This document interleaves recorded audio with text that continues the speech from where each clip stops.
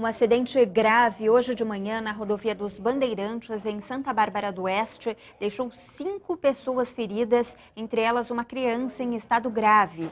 De acordo com a polícia rodoviária, uma das rodas do carro em que elas estavam se soltou.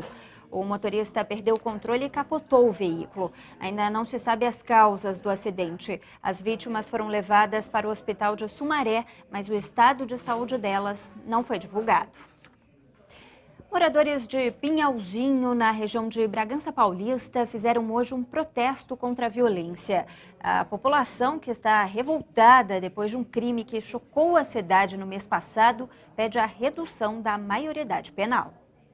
Com faixas e cartazes nas mãos, centenas de pessoas se reuniram para pedir o fim da impunidade e a redução da maioridade penal.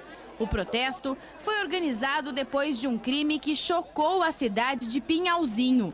No dia 12 de abril, um casal de idosos foi brutalmente assassinado dentro da própria casa no Jardim do Limão. Orlando e Ofélia Botaro, ambos de 75 anos, foram mortos a facadas. O homem ainda foi degolado. O principal suspeito é um adolescente de 17 anos que foi apreendido e permanece internado na Fundação Casa.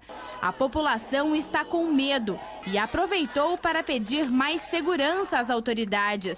A família do jovem Vitor Hugo Deppmann, de 19 anos, morto durante um assalto no dia 9 de abril na capital paulista, também por um menor de idade, esteve presente para apoiar a causa. O Ministério Público do Trabalho vistoriou agora à tarde o canteiro das obras de ampliação do aeroporto de Viracopos, em Campinas. A área onde 14 operários se feriram depois do desabamento de uma laje foi isolada para que perícias determinem as causas do acidente. Os procuradores do Ministério Público do Trabalho ficaram cerca de 2h30 na obra onde aconteceu o acidente. A área foi isolada para análise técnica. O Ministério Público e o Ministério do Trabalho vão se valer, principalmente o Ministério Público, de conclusões periciais, né, até que a gente consiga descobrir exatamente se foi uma causa técnica, o que é um motivo plausível, pode ser que tenha sido, ou se foi alguma falha humana. Logo depois do acidente, uma equipe do Ministério do Trabalho e Emprego embargou parcialmente a obra e algumas atividades foram suspensas. As obras são de ampliação do Aeroporto Internacional de Viracopos, aqui em Campinas. Os 14 operários faziam um trabalho de concretagem em cima de uma laje que não aguentou o peso e cedeu. Eles caíram de uma altura de cerca de 10 metros. Um dos trabalhadores ficou pendurado em uma cadeira usada para segurança. O Corpo de Bombeiros teve dificuldade para remover o funcionário.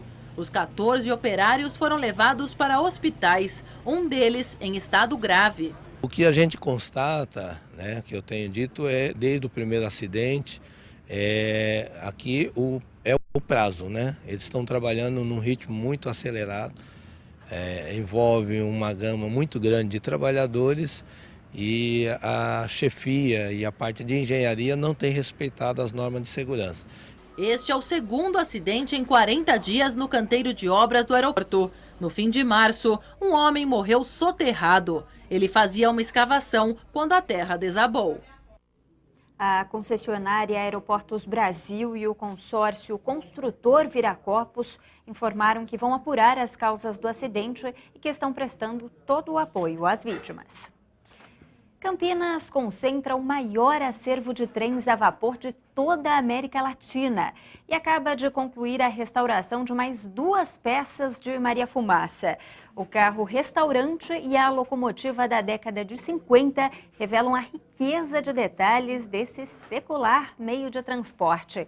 Uma verdadeira aula de história para os apaixonados por ferrovias. Visitar a estação em Umas traz lembranças de um passado distante, quando muitas das viagens eram feitas em trens. Por aqui, os funcionários fazem muito esforço para manter viva essa memória. A conquista mais recente foi a reforma de um carro-restaurante e de uma locomotiva. O carro teve quase tudo trocado, desde o chão até o teto. Ele tem capacidade para receber até 32 pessoas, que consomem o que é preparado aqui, na cozinha. Foram 2 anos de trabalho para que tudo ficasse assim, novinho. É um trabalho demoradinho, porque nós não temos tanta gente trabalhando, né? Trabalharam 2 pessoas, um ajudante e os associados nos finais de semana, né? Que vem para ajudar, um fez a parte elétrica, um ajuda na pintura, cada um ajuda em alguma coisinha, né? Alguns visitantes, cheios de boas lembranças, aprovaram a iniciativa. Isso parece que resgata aquela coisa dos tempos dos nossos avós, né? Eu acho muito bacana essa preservação da história, né? É muito bonito. Em 11 meses, essa locomotiva, que pertencia ao governo federal e foi cedida à Associação Brasileira de Preservação Ferroviária, também ficou nova em folha. Toda a parte elétrica foi trocada e a pintura refeita. A locomotiva é de 1952 e há pelo menos 2 anos estava parada na antiga oficina de trens da FEPASA, na região central. Esta aqui é a única que restou de um lote de 12 máquinas. Ela é movida a diesel, o que facilita os trabalhos, já que pode ser ligada rapidamente. Tanto o carro-restaurante como a locomotiva serão usados na estação em ocasiões especiais. Para a reforma, foram investidos cerca de R$250 mil, que vieram da verba de visitantes do espaço e de doações. Para o presidente da associação, o mais importante da reforma é manter vivo este passado. E a hora que a locomotiva apita, você encontra pessoas da época, né, que a gente se vê chorar aqui na plataforma, entendeu? E isso é um retorno pra gente, é uma injeção de ânimo muito grande.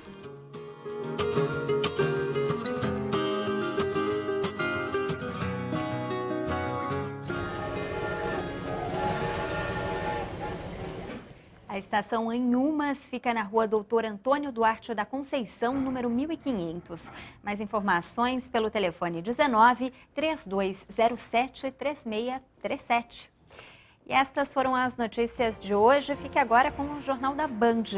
Uma ótima noite, ótimo restinho de feriado. A gente volta a se encontrar amanhã.